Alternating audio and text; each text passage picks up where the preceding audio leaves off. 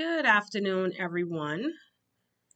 Thank you for joining us on the first episode of Marching Forward with Flow for 2024. I am your host, Andrea Pratt Smith, and I'm joining you from the beautiful country of the Bahamas, where today is very sunny and bright, and I can smell the sea breeze, and I can actually hear seagulls. So I'm thinking at some point this afternoon, I'm going to head out to the beach and enjoy a nice warm swim. And I'm really excited to have you here today with us, with our special guest, Prateek Singh, so that we can talk about what we love to talk about Kanban and flow and everything else to do with project management. So, while you're on your way joining us, Prateek, would you like to say a few words? Yeah, absolutely. No, thank you so much, Andrea, for having me. Yeah, I'm not that far away from Andrea. I'm just a little bit away in Florida. It's been kind of dark and gloomy for the past couple of days, but finally the sun is coming through. So I might take advantage of that today as well and like spend my afternoon outside. But yeah, it's definitely the weather's turning here. Yes, we did have a few showers and overcast yesterday, but today is a much better day, and it has this nice breeze to it, so it's really a good Hmm. beach day. Nice. But let's talk about what's in our pipeline because I'm excited about next week.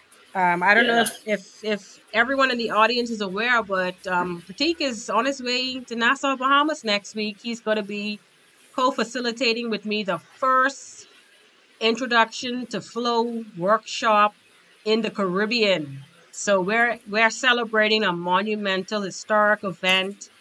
We were so fortunate to have Deltec Bank join us as a corporate sponsor, and that event is sold out. So if you wanted to join us and you missed the opportunity to get a ticket, then we have a waiting list that you could sign up for.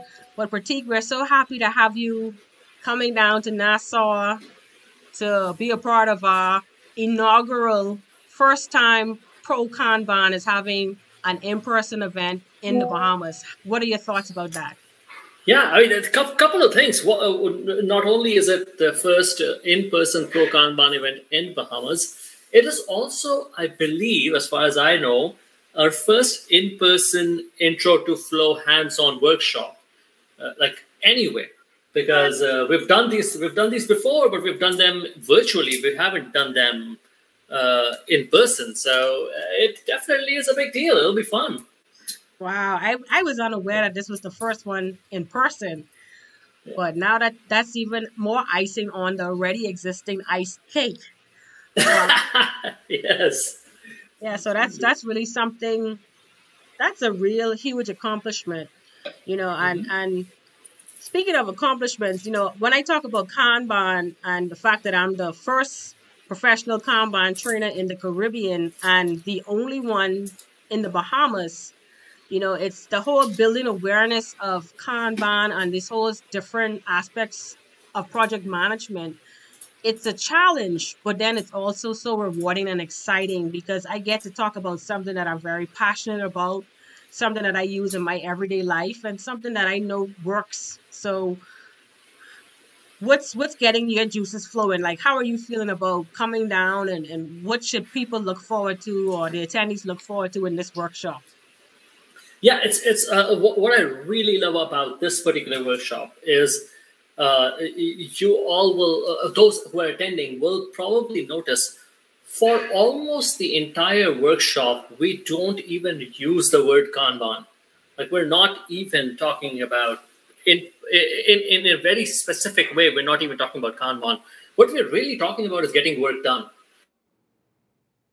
Yes, and that's most important, because persons, especially in the Bahamas, where you know the whole concept of project management revolves around the idea of thinking that project managers are only men, first of all, and that these men are on construction sites. That's how persons in the Bahamas view project managers. And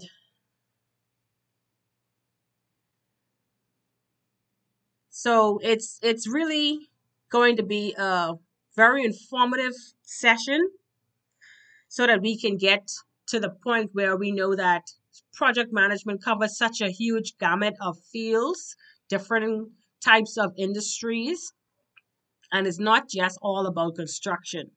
So that's one of the myths that we want to first and foremost debunk, that project management and project managers exist in almost every field that you can think of.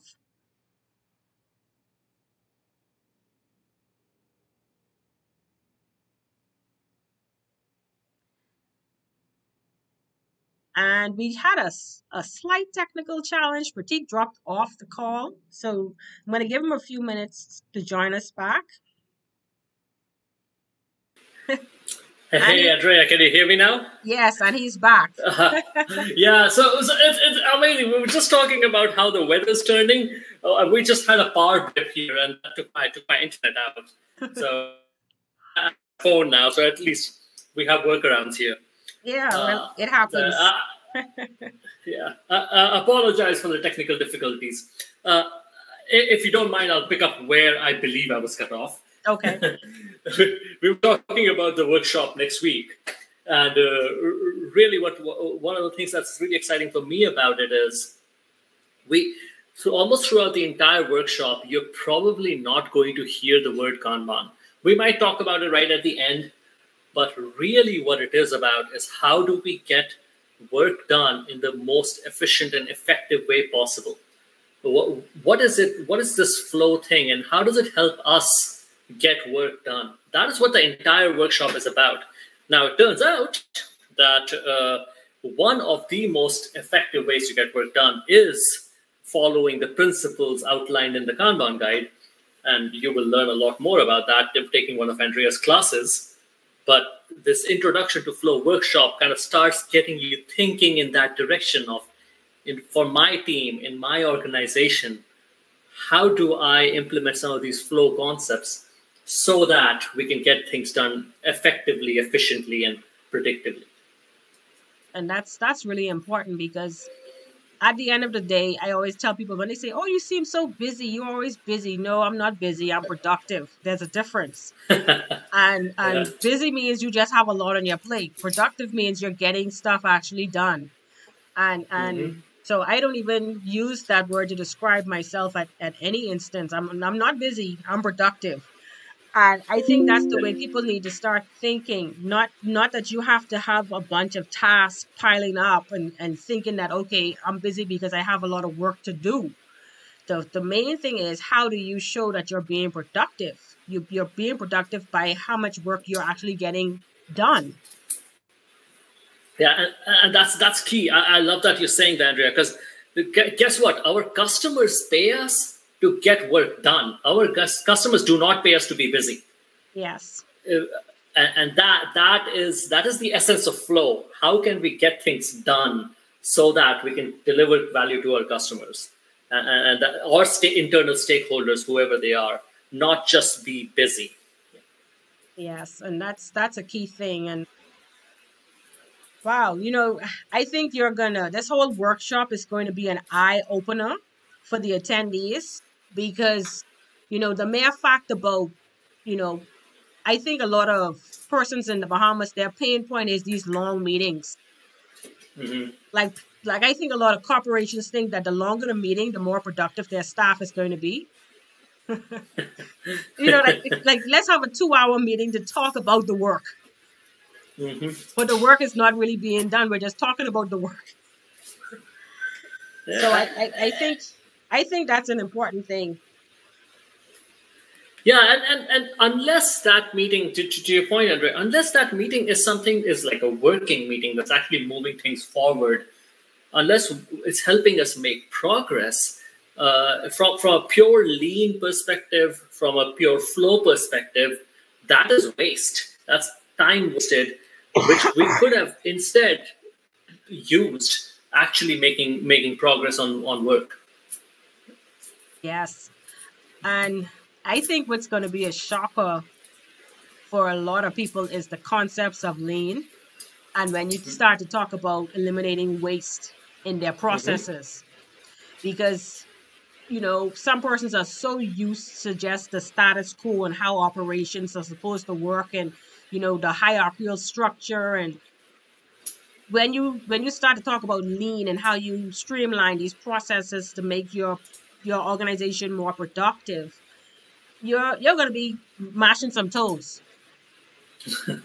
I could see it happening now, because they're going to be like, nope, that's how it's done. That's how it's been done from time immemorial. And change the whole aspect of changing people's mindset and how they are so accustomed to working.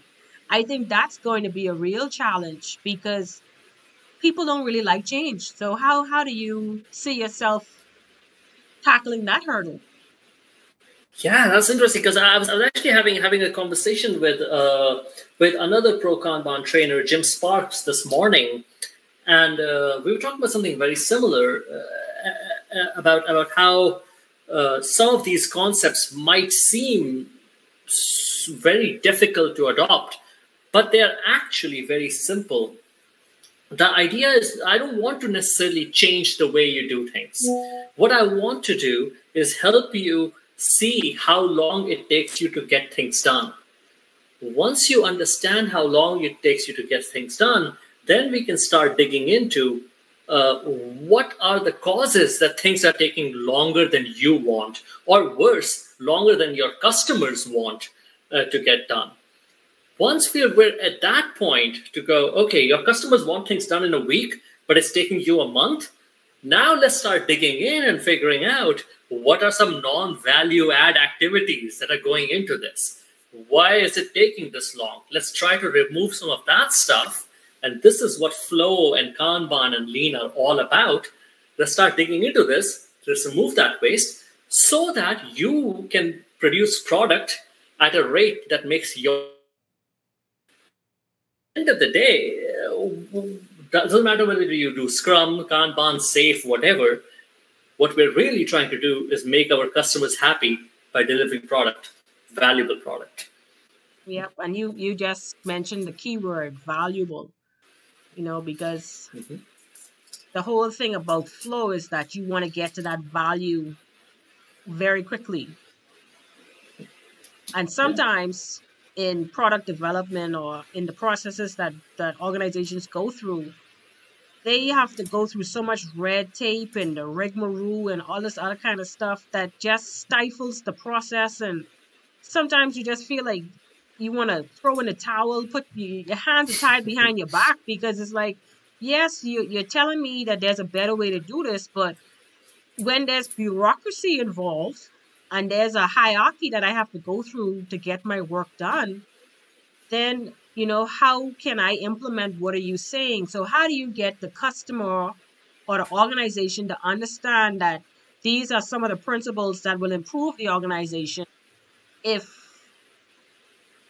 they're not willing to see how this can help them? How do you go about getting them to understand that this is a process improvement? This can actually work. Yeah, and I am very, very sympathetic to folks who, as you say, have their hands tied behind their backs, because government regulations are what they are. You can't just get up and change government regulations. You can't just get up and probably change corporate hierarchy. There are things that will get in your way. What I will say, though, is I want to equip you. If you are one of those leaders, if you're and leader being a key word, not by position, but by the act of leadership. If you're one of those leaders that wants to make change, I want to help equip you with the data and the knowledge that you can show other people to say, look, our customers want things in 10 days. Meanwhile, it takes us 3 months to produce them. And here are all the things that are getting in our way, including these regulations. We understand we can't do much about this, but if we were able to do something about this, our customers will be a lot more happier. Now, let's see if there is some change we can effect. Having that data behind you, having that understanding behind you, I believe makes you a much more effective leader and a much more effective change agent. I agree. And you touched on a real key point there. Let the data do the talking.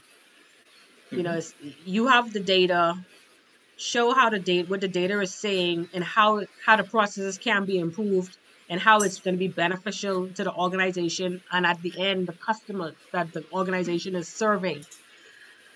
So those are some really key points. But I am going to be so in awe at the questions that I know are going to come from the attendees at this workshop.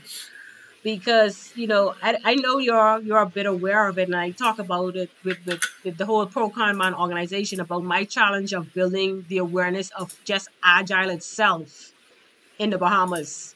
You know, that's the first stepping stone, building awareness of agility and how agility works, and then moving on into frameworks, then moving on to strategy. So we're anticipating a group of attendees who aren't Agilists, who aren't familiar with Scrum, who don't really know what Kanban is. So you're going to have to break this down to like a introductory step one. Let me slide you into it easily kind of process. So do you have that game plan in mind? Yeah, you know what? It's amazing because this is I'm going to steal the words of my good friend Dan Vacanti. He always says the problem we have is we get to people way too late. We get to people. We would love to teach kids in school this stuff. So it's actually if I could be a little controversial here, it's actually better if people don't know much about Agile before they come to this workshop, because we will talk about things that are much more simple. We're not going to talk to you about doing ceremonies. We're not going to talk to you about, you know, asking the 3 questions or having retrospectives. And we're not going to do all that. What we're simply going to do is have you do some work, measure how long it takes us to get that work done, and then talk about what are different conditions in which we can get this work done a lot better. Probably even have you do that same work again under slightly different conditions and see if it makes a difference, and equip you with the tools to see that, to see how small changes can help you make a difference in how long it takes you to get work done. So it might actually be good if you are not already, how do I say this? If your mind has not already been polluted by this. I don't know if polluted is the right word. I'll say influenced. If you're not influenced by knowledge of Agile, because it would seem like the knowledge would in some instance be a blocker to you being receptive. You know, because you would think that, oh, okay, well, how would this work? How do these things gel? Like, you know, and then the whole conspiracy theory comes into your mind, like, okay, Kanban can't work with Scrum. It's either or. It's not both. So yeah. I understand what you're saying, because, you know, like I know I told you before, but every time I learn something new, I use my now 12-year-old daughter as my test dummy. So when I was learning Kanban, I had her learning Kanban. I was teaching her, you know, about Twig, and she loves Twig. She thinks Twig is like the game she could play after school. That's how much she loves it. Like she just messes with the controls and changes the whip limits, and she's trying to understand why the meeples are so lazy with the different colors and the different columns, and we have these conversations about Twig, and I'm like, I really need to let her play with it more and show Dan her thinking, because it gives a new perspective when you come from the mind of somebody who's just trying to get the work done. Like she knows the object of the game is to get the work to flow and to get the work done. Yep.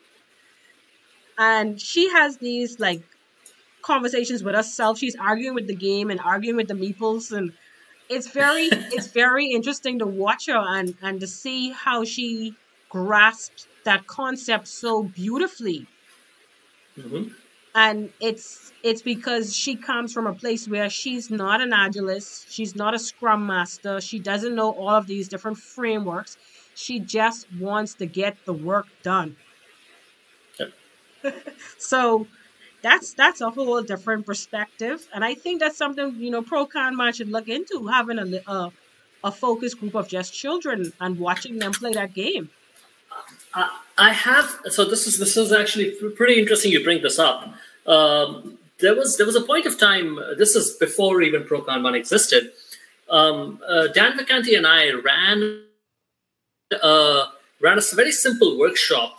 This was not Twig. This was the penny game, which maybe someday we do the same thing with the penny game.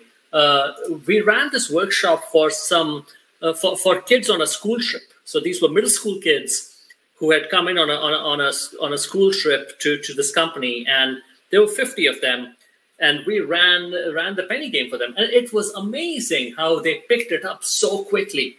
They got the concept so quickly, and they asked such great questions as we did that. Now, what's the very interesting thing with this is, I think 2 or 3 months after that, we ran this for the C-suite and the VPs right under them for this large corporation. And so there were 40 to 50 of these executives and VPs sitting in this room doing this, and they had the hardest time getting it.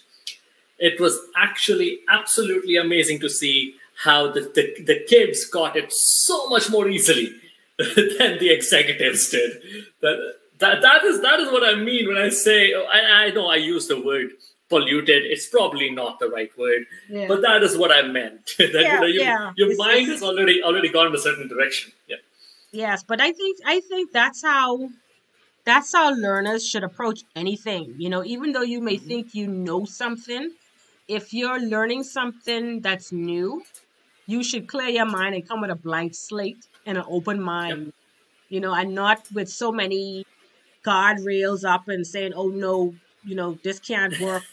Like you're almost feeling like if the person is being so guarded because you're taking the information as you're trying to be brainwashed into something that is wrong. Like, I'm not trying to tell you something that's wrong. I'm trying to tell you something that can help you improve what you're doing. So I think that's what adults do. We've already learned what we think we need to know about the world, and so we shut down any new information and we say, "Oh no, that goes against my principles, my values, my beliefs, and I don't want to know it." So I encourage every and anyone who's thinking about learning anything new to approach it with an open mind and know that there's no right or wrong when there's something that is an improvement to a process. So it's just in your context, in your environment, use what works. And what we've known works is following flow metrics, flow principles, the flow theory, and applying Kanban in some instances in your organizations. It works. I've even spoken with persons who said they use Scrum, they use a Scrum framework, and they use Kanban as necessary. Mm-hmm. So have you worked with clients who said that, okay, we're a Scrum environment, but we bring in Kanban for this particular type of work because we know that we need some more visibility. We know we need to see how we can improve our processes. So do you find that organizations use a combination of both? Yeah, absolutely. It's actually very interesting. For a long time, you had 2 types of organizations, actually 3 types of organizations. Organizations that were only using Scrum or only using Kanban, or they were saying that, hey, these 5 teams use Scrums and these 2 teams, the maintenance team and the infrastructure team, they use Kanban. For a long time, that's what it looked like. But in the past couple of years, I've seen things change, and people have understood and they've awakened to the possibility that you can use Scrum and Kanban together on the same team. So more and more, we're seeing all kinds of flavors. We're seeing teams doing only Scrum, teams doing only Kanban, and teams doing both Scrum and Kanban together, and seeing a lot of success. The Scrum. That is a very good point you bring up, which is Scrum and Kanban are not mutually exclusive. They're actually very compatible. So I always encourage Scrum teams to take Kanban practices and add them in, and I always encourage Kanban teams to look at Scrum practices and see which one of those they could potentially use. They're definitely very compatible, and I believe Kanban adds a lot to Scrum and makes you perform a lot better than your competition. Yeah, I can see that as well. But in my circle, I'm hearing a lot of chatter about how project managers are struggling with the concept that agile and waterfall can coexist. So now we are having this big debate about hybrid, using a hybrid approach and not necessarily saying I only could use waterfall, the methodology for waterfall and this type of project, nothing else works, and I only could use agile and nothing else works. So now there's a mesh with hybrid. And Yeah. and the more I learn about it, the more I understand that waterfall does have some components of agile. But I think Yeah. that people just, they want to put it in a box. Yeah, and the thing is, there are certain places where waterfall is the way to do things, right? And it's maybe not as much in pure software development, but there are places where, like, if you are building a bridge, there is a limit to how quote unquote agile you can be about building a physical bridge. There has to be some amount of upfront planning, upfront design, and then bulk execution. Yes. You can't fit everything into the same box, and this is why I love the fact, Andrea, you're talking about flow metrics. Regardless of what you're doing, regardless of whether you're doing waterfall, whether you're doing Scrum, whether you're doing Kanban, these flow metrics exist, and in any process, you can measure these flow metrics and use them to make improvements. And when you get really good at using flow metrics to make improvements, you will realize very quickly that you are actually doing Kanban. That's the kind of flow metrics are the secret backdoor to Kanban. Yes. Well, I can see how next week, Friday, is going to be very interesting. I'm looking forward to it. I'm looking forward to seeing you again in person. I think the last time I saw you was last year, January. Yeah, almost a year ago. I think it was February, but yeah, it was almost a year ago. Yeah. Yeah, at the Pro Kanban in Atlanta. Yeah, and it was like Atlanta, and it was cold and stuff. No, this will be much nicer. This will be beachside and it will be warm. Yes. So hopefully we have good weather next week, Friday, when you get here. I'm gonna cross my fingers and hope that the weather stays the way it is today, and we don't have any rain or anything. But next week, Friday, we keep talking about it, is the first ever, Prateek said it, not me, the first ever in-person Introduction to Flow workshop done by prokanban.org trainers, Prateek Singh and myself. We're going to be facilitating.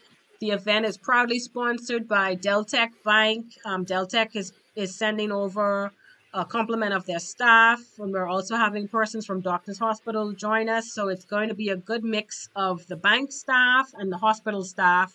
But I know they're going to come with a lot of questions about how they can apply flow into their processes to make their organizations so much better than they already are. Both of them are great organizations, and I'm just looking forward to having a very historic time with you, Prateek. It's I'm excited about making history, and this is going to be the first of many events in the future. And also, to let you know, my first APK class for the year is coming up on the 27th and the 28th of January. You can log into my website, creativemindsprojects.com, to find out information about how to register. And also join us at the Bahamas Agile and Project Management Community's first meetup for January. I'm going to be presenting on do less, accomplish more in 2024 and beyond. And that's also the name of a blog post that I just submitted to Pro Kanban. So I'm putting everything Kanban. This is January is the month of Kanban right now. So Pro Kanban's blog post that's they're going to be sharing soon. I contributed an article, do less, accomplish more by lowering WIP. So if you want to find out how important it is to lower your WIP, you can't boil the ocean, so don't try. Do what you can. Take things in small increments. Stop starting, start finishing. That's very important.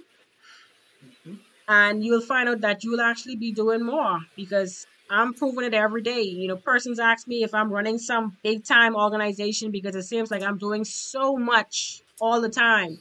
But it's just because whatever I start, I actually finish. So it's not like work is in progress and it's piling up. No, it's going through that workflow. It's going through the pipeline. I'm seeing good throughput. So if you want to know more about flow metrics, Kanban, join any of our training sessions. Prateek, I'm so looking forward to having you in town on the island next week, Friday.